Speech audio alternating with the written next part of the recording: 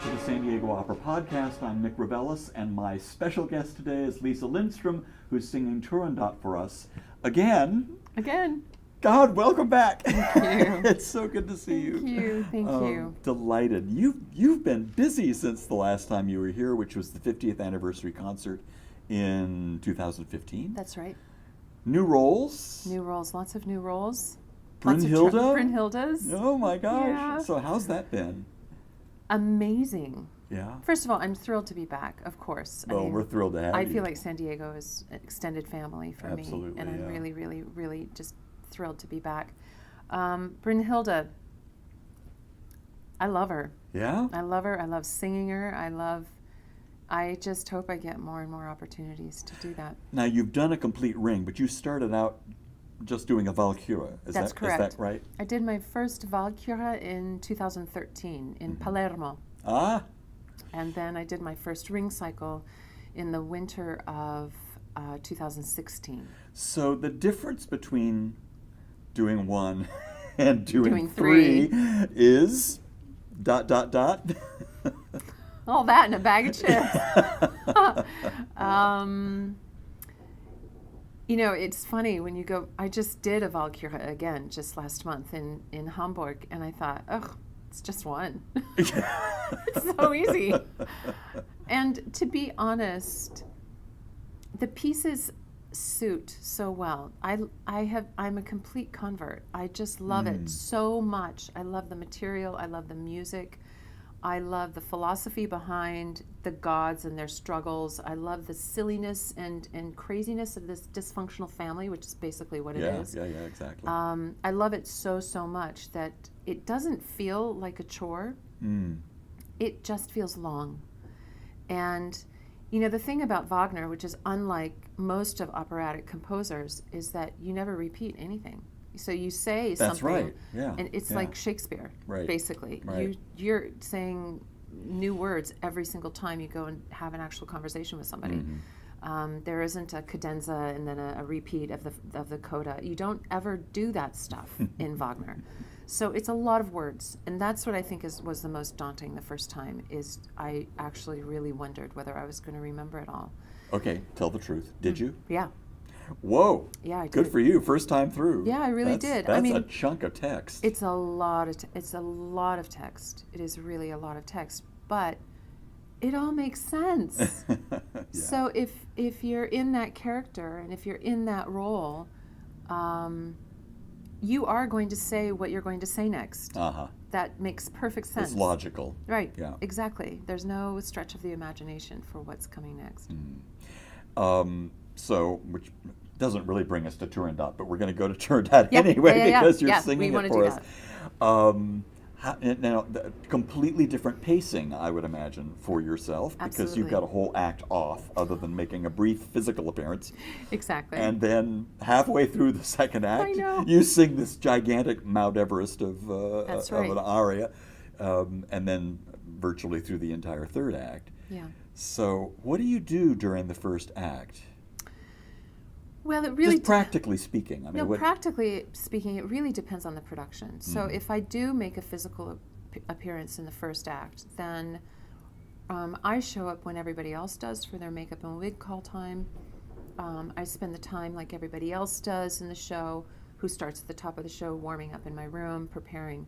Now, if I don't make, which sometimes depending on the production, sometimes I don't make an appearance in the first act. And you can arrive late, and Then I'm behind everybody else. And I actually, it's a little bit weird because everyone's sort of in that energy of going on stage, and I am just chilling, getting my wig put on. But practically speaking, I spend the time in my dressing room. I like to be dressed and ready to go at the top of the show, no matter whether I am on or not. do you warm up? Absolutely. Absolutely. And I'm a big fan of the 2 warm-up procedure. So I like to have an early in the day warm-up, not too early, of course, but I mean sometime in the day where I really get all the muscles going in my body. And then I have the second warm-up, and that's usually when the curtain's already gone up on Turandot. And that's where I really put the pedal to the metal and make sure all the notes are there, all the muscles are engaged, and all of the words are fresh in my mouth, in my mind. It's just hearing you speak about that. It's good to remind ourselves how physical singing is. Very. And this is for some of our young singers in training who like to watch this podcast. Words of wisdom in terms of being physically prepared? Well, it's really a physical art form. There is no way to not be physically active while you're singing. There are all different variations, and we're all so unique, so we all use our bodies in unique ways. But this is absolutely an aerobic exercise. And I find I travel a lot. I spend a lot of time hither and thithering. Yeah. And I also spend quite a certain amount of time where I get off of a plane and I go to a rehearsal. And it's amazing. If you've been sitting all day on an airplane and then you go dump your bags at a hotel and you go to a rehearsal, the instinct is to just sort of sit there and sing a little and not be... But the truth is that the more, it'd be like going to the gym. Mm-hmm. If you get in there and get the body activated, then you get energy, you get the energy exchange. It's a whole thing. Singing is a whole body thing. What is it about Turandot that attracts you now? Now you've done it a few times. A lot. And for a few years. And it's, what brings you back to her? And what do you look forward to in a performance of this opera? Actually, I think it's the same thing. Yeah? So the thing that I look forward to, and the reason I keep coming back, is she's such an enigma herself. She's so specifically drawn to be unsympathetic. Mm-hmm. And I love the challenge of finding the humanity in this character. Now, it's a fairy tale. Yeah. So you can only push the humanity in a fairy tale character so much. But my generation grew up on Disney. And within that sort of paradigm of even evil queens have a heart somewhere, that's what keeps bringing me back to Turandot. I love finding a way to explain her hardness, her iciness is really based in fear. And ignorance, naivete, or lack of worldly experience. I know we talked about this before. And I know that it's still the same thing that drew me to her in the first place. That's interesting. I still am hooked on it. I'm absolutely, and the thing that I love is the love scene, because it happens in an instant. I mean, we really don't fall in love at first sight very much. Whenever I've done that in real life, it's never worked out well. Yeah, it falls apart very quickly. It never works out very well. But I think that we do have a physical response, maybe not a love at first sight, but a moment where if you're next to somebody that you have chemistry with, you sort of go, what was that? Oh, sure. And to then be able to, in the third act, explore that more and bring more blood and heart and passion forward. I love that. I absolutely love it. That's quite a challenge, especially to do it within the limited amount of time and music that you've got in the love duet music, to make and it words. work. Yeah. There just isn't a lot of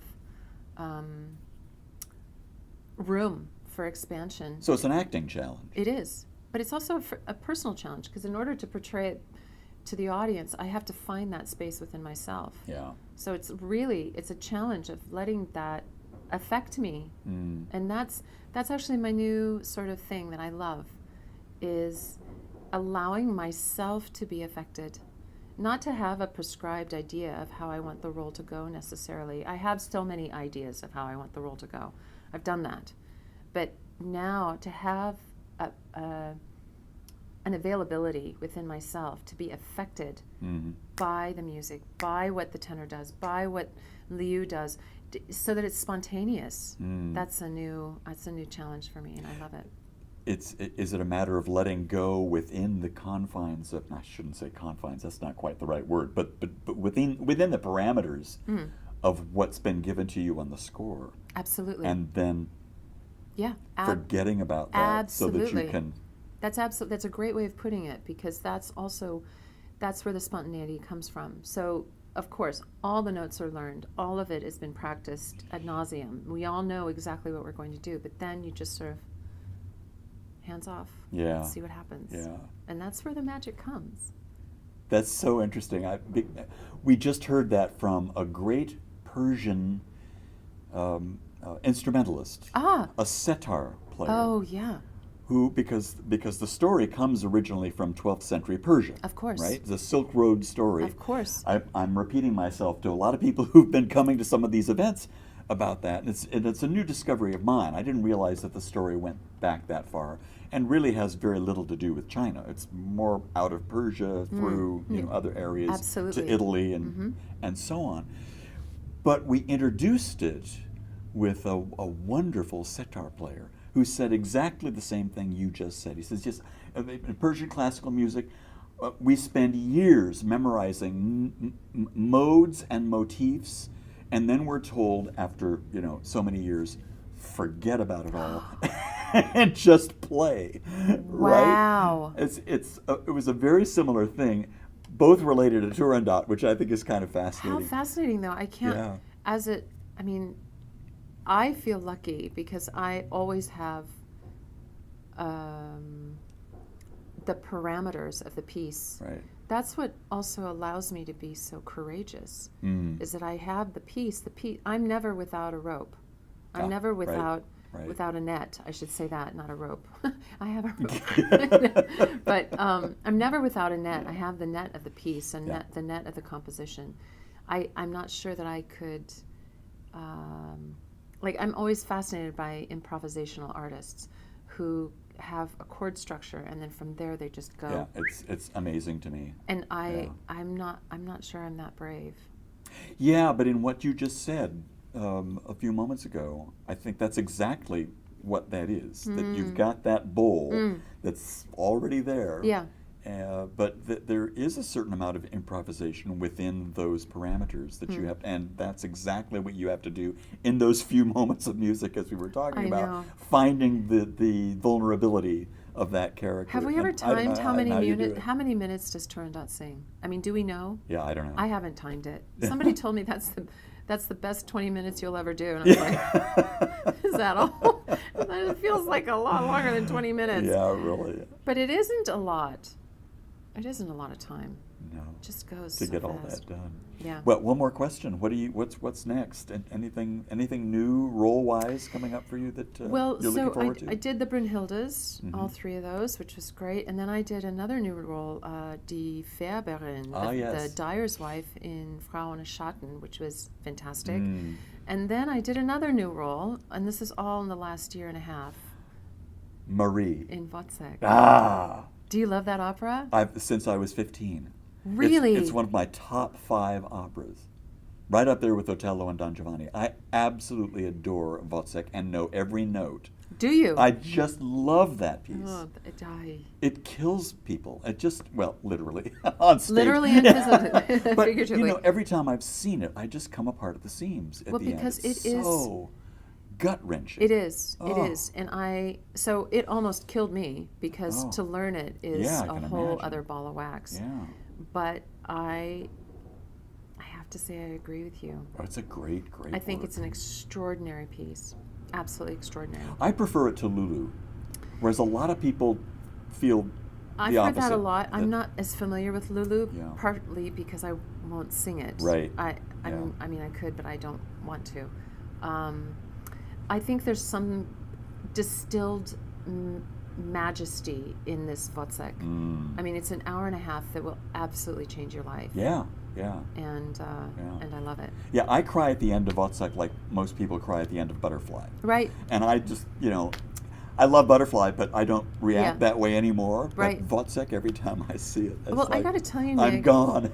I did this in Vienna at Theater der Wien with an awesome cast and crew, an amazing director, amazing conductor. But it was 2 of the hardest months of my life. I'll bet. And you know, I know when I sing Salome, I go to a slightly different place in my head, it's a darker place.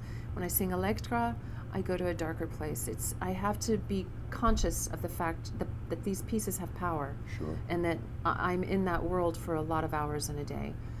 I wasn't prepared for Wozzeck, and Wozzeck was really a challenge for me. And now I'll know for the next time. It'll be easier the next time. Yeah, but good for you. But an amazing piece. Yeah, and what an exploration. That's just and how lucky am I that I get to do these amazing roles? Yeah. I mean, I still get to sing Turandot. Yeah. Which is just such a joy. Well, thank you so much for spending time with us, and I know I can't wait till you open, and our audience can't either. We're very excited that you're back. I'm so glad to be back. So thank you, Thank you. Best of everything. Thank you so much. Okay.